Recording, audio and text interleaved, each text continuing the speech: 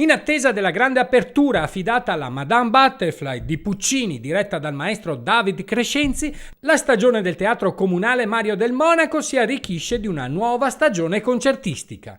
Il Teatro Stabile del Veneto e il Comune di Treviso hanno annunciato un ricco programma di concerti, 10 appuntamenti che porteranno in scena le orchestre più prestigiose del Veneto.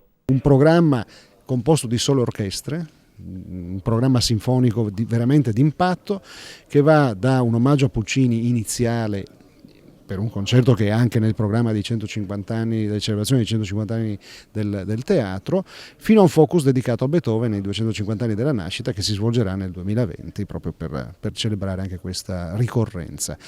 Le eccellenze di cui parliamo sono il gruppo Giovani Archi Veneto, sono l'Orchestra Regionale Filarmonia Veneta, sono l'Orchestra Filarmonica e i solisti di Radio Veneto 1 e l'Orchestra di Padova del Veneto. Sì, oggi completiamo il cerchio, chiudiamo il cerchio della programmazione culturale del Teatro Comunale. Sono assolutamente soddisfatto, ringrazio il Presidente Beltotto, il Governatore Zaia, il Direttore Ongaro e tutti il Comune di Venezia e il Comune di Padova, perché insieme stiamo facendo un lavoro molto importante per la cultura in Veneto e in Italia. Assessore, è una stagione stellare.